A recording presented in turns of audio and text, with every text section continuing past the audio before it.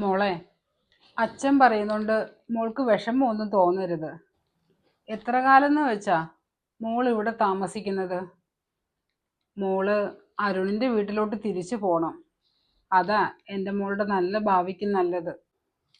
അച്ഛാ, അച്ഛനറിയാലോ എൻ്റെ എല്ലാ കാര്യങ്ങളും. പിന്നെന്തിനാ വീണ്ടും വീണ്ടും എന്നോട് അത് തന്നെ പറഞ്ഞുകൊണ്ടിരിക്കുന്നത്? ഇനിയൊരു തിരിച്ചുപോക്ക് അതെന്നെ കൊണ്ട് പറ്റില്ല അച്ഛാ. എനിക്കത് ആലോചിക്കാൻ കൂടി വയ്യ. അച്ഛൻ എന്നോട് അല്പമെങ്കിലും സ്നേഹം ഉണ്ടെങ്കിൽ ഇനി ഇക്കാര്യം പറഞ്ഞ് എൻ്റെ അടുത്തോട്ട് വരരുത്. മോളെ, അച്ഛൻ മോളുടെ നല്ല ഭാവിക്ക് വേണ്ടിയിട്ടാ പറയുന്നത്. അച്ഛനും അമ്മയും ഉള്ളിടത്തോളം കാലം മോൾക്ക് ഇവിടെ താമസിക്കാം. അത് കഴിഞ്ഞാൽ മോൾക്ക് ഇവിടെ നിൽക്കാൻ പറ്റുമെന്ന് തോന്നുന്നുണ്ടോ?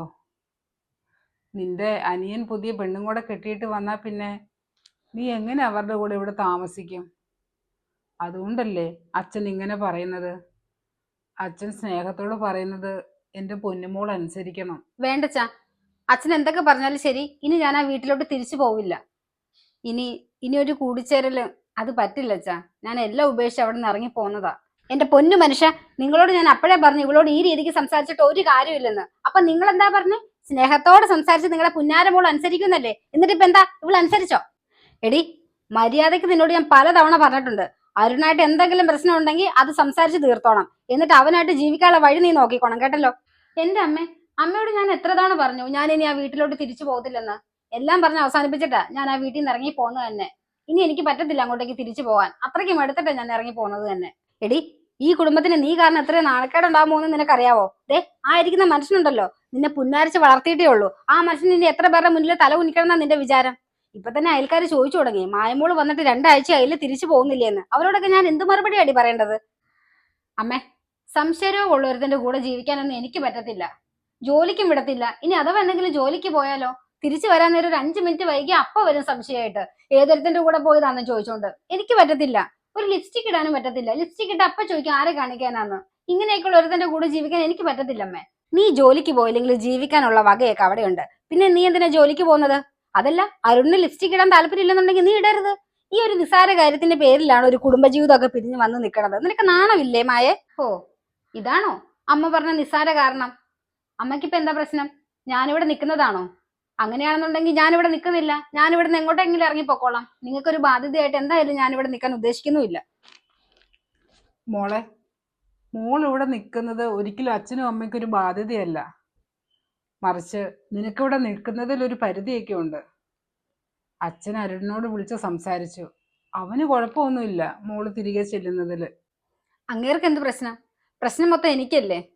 അത്രയ്ക്കും അടുത്താ ഞാൻ അവിടെ നിന്ന് ഇറങ്ങിപ്പോന്നത്. അച്ഛനും അമ്മയ്ക്കും എന്നോട് ദേഷ്യമൊന്നും തോന്നരുത്. ഇനി ഒരിക്കലും എനിക്ക് അങ്ങോട്ടേക്ക് തിരിച്ചു പോകാൻ വയ്യ. അത്രയ്ക്ക് മനം എടുത്തിട്ടാ ഞാൻ അവിടെ നിന്ന് ഇറങ്ങി പോകുന്നത് തന്നെ.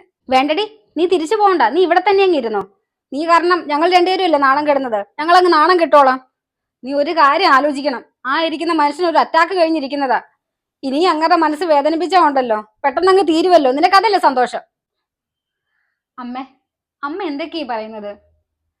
ഞാൻ കാരണം ഇവിടെ ആരുടെ ചങ്ക് തകരണ്ട. ഞാൻ ഞാൻ തിരിച്ചു പൊക്കോളാം. അതല്ലേ അമ്മയ്ക്ക് വേണ്ടത്?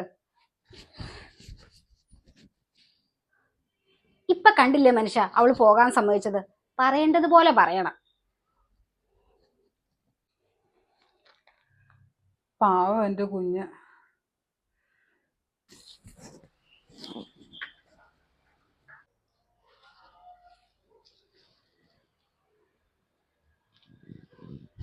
ആഹാ, മായ തിരിച്ചു പോകുവാണോ? ആ, അതെ ചേച്ചി. ഒത്തിരി ദിവസം ആയല്ലോ ഇവിടെയൊക്കെ വന്ന് നിന്നിട്ട്. എന്താ, അവിടെ എന്തെങ്കിലും പ്രശ്നം ഉണ്ടാക്കിയിട്ട് വന്നാണോ? അതെന്താ ചേച്ചി, പ്രശ്നം ഉണ്ടെങ്കിൽ മാത്രമേ എനിക്ക് എന്റെ വീട്ടിൽ വരാൻ പറ്റത്തുള്ളൂ. എന്റെ പൊന്നു കൊച്ചേ, ഞാൻ അങ്ങനെയൊന്നും ഉദ്ദേശിച്ച് പറഞ്ഞതല്ല. കെട്ടിച്ചുവിട്ട പെണ്ണുങ്ങള് 2 ദിവസത്തിൽ കൂടുതൽ സ്വന്തം വീട്ടിൽ വന്ന് നിൽക്കാറില്ലല്ലോ. അതിൽ കൂടുതൽ നിന്നപ്പം എന്തെങ്കിലും പ്രശ്നം ഉണ്ടോ എന്ന് ഞാനൊന്ന് ചോദിച്ചു പോയതാ. അല്ലെങ്കിൽ തന്നെ നിങ്ങളുടെ കുടുംബത്തിൽ പ്രശ്നം ഉണ്ടെങ്കിൽ നമ്മളോടൊക്കെ പറയോ? അതെന്താ ചേച്ചി, ഇനി എന്റെ വീട്ടിൽ എന്തെങ്കിലും പ്രശ്നം ഉണ്ടെങ്കിൽ ചേച്ചി വന്ന് തീർത്തു തരുമോ? എന്തൊക്കെ ടൈപ്പ് നാട്ടുകാരാ ചേച്ചി. സ്വന്തം വീട്ടിലൊന്ന് സ്വസ്ഥമായിട്ട് വന്ന് നിൽക്കാനും കൂടി സമ്മതിക്കത്തില്ലേ? ഇനിയിപ്പോ ഞാൻ എന്റെ വീട്ടിൽ 2 മാസം നിൽക്കോ 2 വർഷം നിൽക്കോ ചെയ്യും. അതിന് ചേച്ചിക്ക് എന്തെങ്കിലും കുഴപ്പമുണ്ടോ? എനിക്കെന്ത് പ്രശ്നം? എങ്കിൽ ചേച്ചി ഒരു കാര്യം ചെയ്യ്, സ്വന്തം വീട്ടിലെ കാര്യം അന്വേഷിച്ചേ നടക്ക്. ഞാൻ പോട്ടെ, എനിക്ക് സമയം വൈകി. ഓ, എന്തൊരു അഹങ്കാരം പിടിച്ച സാധനം അത്. ഇത് പ്രശ്നം ഉണ്ടാക്കിയിട്ട് വന്നത് തന്നെ. അഹങ്കാരി. നമ്മുടെ മോള് ഇവിടുന്ന് പോയിട്ട് 2 ദിവസം കഴിഞ്ഞു. അവൾ ഇതുവരെ ഒന്ന് വിളിച്ചില്ലല്ലോടി. എന്റെ മനുഷ്യ, നിങ്ങളൊന്ന് സമാധാനത്തോടെ ഇരിക്കും. അവിടെ പ്രശ്നമൊന്നും കാണത്തില്ലായിരിക്കും. പിന്നെ നമ്മളോട് പിണങ്ങിയല്ലേ അവൾ ഇവിടുന്ന് പോയത്. അതിന്റെ പിണക്കത്തിലായിരിക്കും. അതായിരിക്കും വിളിക്കാത്തത്.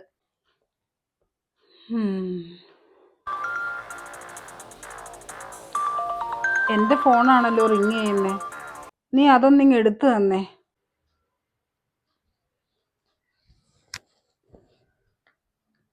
പരിചയമില്ലാത്ത നമ്പറാണല്ലോ. ദാ നിങ്ങൾ സംസാരിക്കേ. ഇതാരാ ഇപ്പം? ഹലോ. ഹലോ, മായയുടെ അച്ഛനല്ലേ സംസാരിക്കുന്നത്? ആ അതെ, മായയുടെ അച്ഛനാണ് സംസാരിക്കുന്നത്. പറഞ്ഞോളൂ. നിങ്ങൾ എത്രയും പെട്ടെന്ന് ഇവിടം വരെ ഒന്ന് വരണം. മായ ഒരു അവിവേകം കാണിച്ചു. ഇപ്പം ആള് ജീവനോടെ ഇല്ല. കുടുംബ പ്രശ്നമാണെന്നാ അയൽവത്തുകാർ പറയുന്നത്. എന്റെ മോളെ. എന്താ എന്താ മനുഷ്യ, നിങ്ങൾക്ക് എന്തു പറ്റി? നമ്മുടെ മോള് എന്തിനു വേണ്ടിയിട്ടാടി അവളെ അങ്ങോട്ടേക്ക് വീണ്ടും തിരിച്ചു വിട്ടത്? നമ്മുടെ മോളുടെ മനസ്സൊന്ന് മനസ്സിലാക്കാൻ കഴിഞ്ഞിരുന്നെങ്കിൽ ഇന്ന് ഈ ഗതി നമുക്ക് വരുമായിരുന്നു. നമ്മുടെ മോളെ നമുക്ക് നഷ്ടപ്പെടുമായിരുന്നു അവിടെ.